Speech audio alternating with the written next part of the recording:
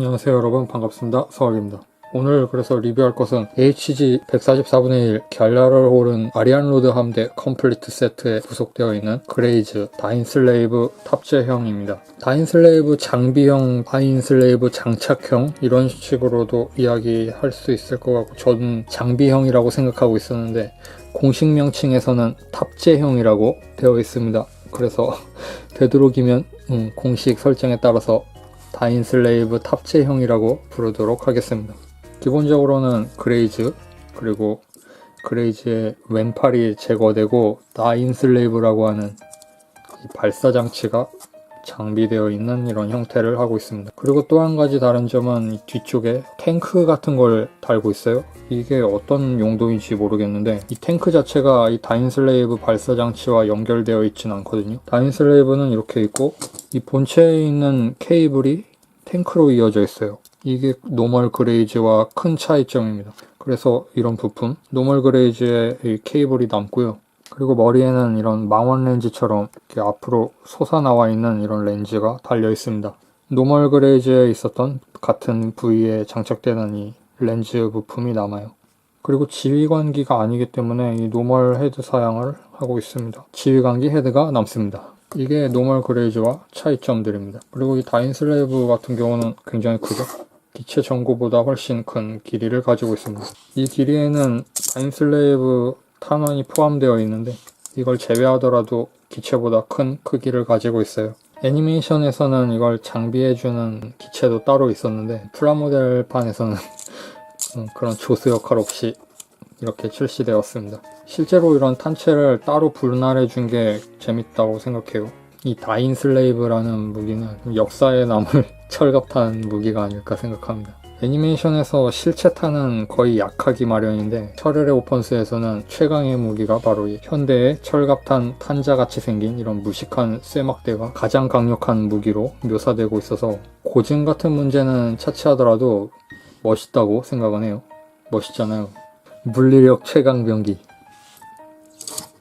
가동성은 일반 그레이즈와 동일하고, 그리고 다인슬레이브는 이렇게 가동 기믹이 있어서 전개할 때의 모습이죠. 여기 있는 이 날개 같은 부분이 펴져야 하는데 저는 이게 좀 궁금했었거든요. 어떤 기믹으로 되어 있을까?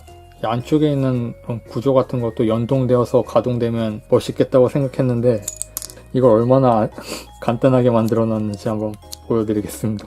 이렇게 변형합니다. 그러니까 이 파츠 하나가 있잖아요. 이걸 이쪽 홈에 끼우면, 이렇게 끼우면 전개 상태고 이쪽 홈으로 바꿔 끼우면 이게 닫혀 있는 상태예요. 이 안쪽에 레일이 있고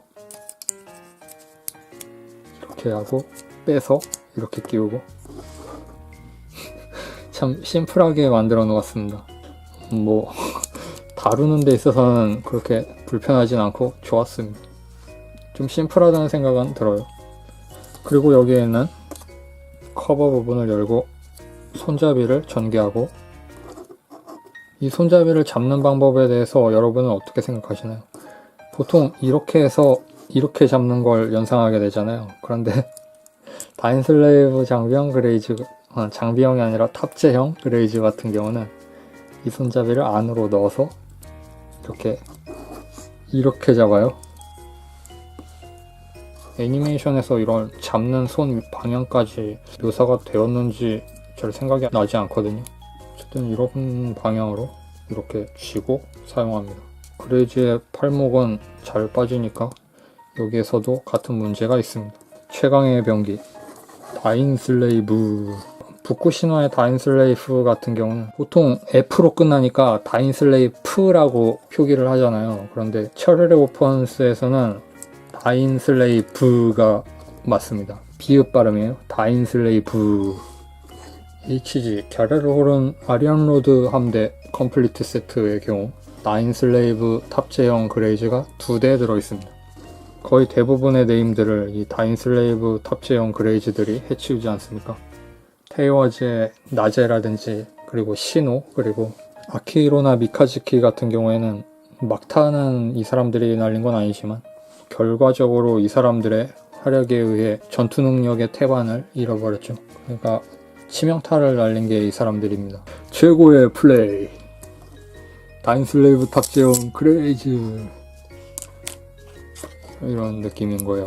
하이라이트 장면입니다. 이게. 그리고 우주에서 쏠 때는 이렇게 가로로 날아가는데 화성에서 지면을 향해 사용할 때는 이런 식으로 쏘잖아요. 그러면 이게 거의 미군이 가지고 있는 위성병기 어떤 신의 지팡이라고 하는, 신의 지팡이라기보다는 신의 막대기라고 하는 이런 번역이 맞는 것 같은데, 어쨌든 그 신의 지팡이 같은 그런, 그것과 완전히 동일한 방식의 무기입니다. 그렇죠. 지면으로 떨어질 때는 발사장치에 가속도만 있는 게 아니라 중력 가속도도 받아서 이 질량을 가지고 그대로 때려 박는 거잖아요. 이게 그렇게 강력한 위력을 가지고 지상에 꽂혔는데 이 탄체가 멀쩡하게 남아있었다는 점. 보통 이런 게 떨어지면 완전히 흔적도 남지 않고 그 지역 전체가 날아가 버려야 하는데, 건담도 남아있고 이 탄체도 그대로 이 쇠꼬챙이 모양으로 박혀있다는 약간 재밌는 만화적인 연출이 있었죠. 어쩌면 그 지역에 작전 중인 아군이 있으니까 피해를 줄이기 위해 일부러 감속시켜서 발사했을 수도 있다는 생각은 듭니다. 그건 뭐 애니메이션 상에서 일일이 설명을 해주진 않으니까 넓은 마음을 가지고 말이 되는 방향으로 해석해서 이해하는 게 좋을 것 같아요. 저는 그래서 감속설을 지지하고 싶습니다. 그리고 남는 부품 이야기해 보도록 하죠. 그레이즈의 라이플이 남습니다. 그레이즈의 파츠를 그대로 사용하니까 런너에서 그레이즈에 사용되는 모든 옵션이 다 남아요. 지상용 부스터, 우주용 부스터 이렇게 떼어져 있으니까 숫자가 많아 보여요. 이렇게 하면 4개 있거든요. 2개씩 따니까 4개죠. 그리고 배틀엑스 팔은 왼팔이 통째로 남습니다. 왼팔을 제외하고 다인슬레이브를 끼우잖아요. 그래서 이게 그대로 남아요. 어디에 쓸지 모르겠지만 이렇게 온전하게 한 세트 남는 건 기분이 좋죠. 그리고 아까 이야기했었던 이 그레이즈의 머리나 이 케이블은 2세트 남죠. 그리고 머리도 이렇게 2세트. 이게 그레이즈에 남는 부품들입니다. 그리고 다인슬레이브는 주황색, 빨간색, 흰색 이 색분할만으로도 굉장히 산뜻한 느낌이 정식 배치된 무기라기보단 실험실에서 가지고 나온 것 같은 그런 색깔이라서 봉인되었던 무기답다는 그런 인상을 주긴 해요. 자연계에서는 독 있는 생물은 이런 밝고 선명한 색상을 가지고 있잖아요. 그러니까 이 위력을 짐작하게 하는 밝은 색상을 칠하고 있는 게 아닌가 멋대로 해석하고 있습니다. 그런데 이 문제는 이 하얀색 같은 경우는 여기에 있는 상아색 스티커를 전부 붙이게 되어 있고, 여기엔 주황색 자잘하게 분할되어 있는 스티커가 많이 있어요. 만약에 붙인다고 하면 이 이음새 부분이 뒤틀리지 않도록 잘 맞춰서 붙여야 하니까 주의가 좀 필요하겠죠. 예를 들면 여기에 이렇게 선이 있잖아요. 부채썰 모양으로 선이 있는데 여기에도 선이 있으니까 이 선과 이 선이 딱 맞아떨어지게 여기에 붙여야 하는데 이 몰드에도 맞춰야 하고 보통 난이도는 아니죠. 그런데 좀 틀려도 그렇게 티는 안 날 거라고 생각은 합니다. 그리고 부속되어 있는 베이스를 사용해서 이렇게 그레이즈를 부상시켜 줄 수 있습니다. 우주 공간에서 사격하는 듯한 연출을 해보면 좋을 것 같습니다만, 이 2대를 똑같은 포즈로, 그러니까 이 한 치의 오차도 없이 관절 위치 같은 걸 맞춰주는 건 좀 어려운 문제예요. 왜냐면 그레이즈가 좀 자유스러운 관절을 가지고 있어서 어느 정도 이미지는 만들어 볼 수 있을 것 같은데 완전히 똑같은 포즈로 만들기는 좀 어려워요. 일단 한 대는 베이스 상태로 두고 나머지 한 대는 크기 비교를 해보도록 하겠습니다. 먼저 다인슬레이브는 흉흉한 무기이기 때문에 일단 접어놓도록 할게요. 다인슬레이브 트라우마가 있는 사람이 여기에 올 거기 때문에. 자, 여기에 왔습니다. 미카즈키 샹입니다. 미카즈키 샹은 무적인 줄 알았는데 다인슬레이브에는 얄짤 없었죠. 이 그림자는 베이스의 그림자입니다. 그리고 이오쿠 그레이즈, 이 둘은 지난번에 봤었지만 그냥 참고 삼아서 이번에도 보도록 하겠습니다. 뭐 그레이즈니까 뭐 이런 느낌이에요. 너무 조잡한가? 좀 치우고 할까요? 2대만 비교하면 이런 느낌이에요. 어쩌면 말입니다. 아, 그렇군. 발바토스 루푸스 렉스 같은 경우는 이 관절 축이 크기 때문에 장비할 수가 없네요. 그런데 다른 건담은 장비할 수 있을 것 같아요. 이 IBO 시리즈 다른 건담 기체라면 어깨를 이 볼 조인트를 쓰는 한 끼울 수 있을 거라고 봅니다.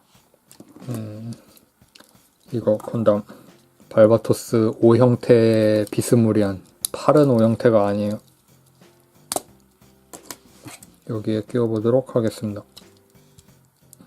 같은 규격의 조인트를 쓰니까 끼울 수는 있는데 간섭이 좀 생기네요. 백팩에 간섭이 크게 생기고, 그레이즈 같은 경우는 이렇게 관절이 튀어나와 있잖아요.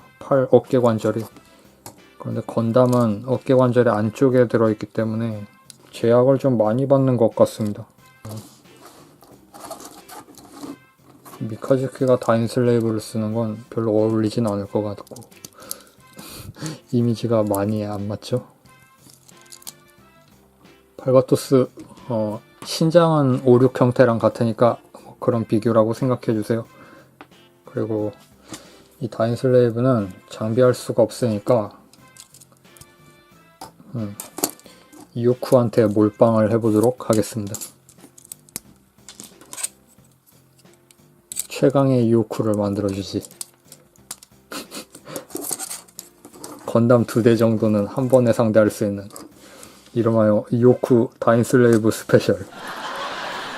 꽤 무리하고 있죠. 서 있기도 좀 힘듭니다. 허리가 특히 부담을 좀 많이 받는 것 같아요. 이렇게 세울 수 있습니다.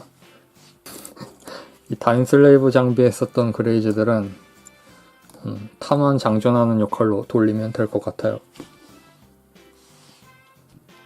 뭔가 잘 어울리지 않나요? 뭔가 이오쿠가 오명을 만회할 수 있는 유일한 모드입니다. 이거라면 뭐 건담 정도는. 그러면 여기까지 하이그레이드 그레이즈 다인슬레이브 장비용 리뷰를 해보았습니다. 재밌게 보셨다면 좋아요 버튼 그리고 구독 버튼 눌러주세요. HG 철혈 시리즈는 이렇게 파츠 간의 조합이 꽤 자유로운 편이어서 여러가지 형태를 만들고 개조작 같은 걸 만드는데 좀 유리한 그런 라인업으로 되어 있는 것 같습니다. 그래서 뭐 다음에 시간이 되면 만들고 있는 건담 같은 것도 이야기하면 좋을 것 같긴 한데 약간 이런 느낌으로 만들고 있거든요. 나중에 뭐 내키면 해보도록 하겠습니다. 여러분도 즐거운 철혈 건프라 제작 되시기 바랍니다. 다음 영상에서 뵙겠습니다. 바이.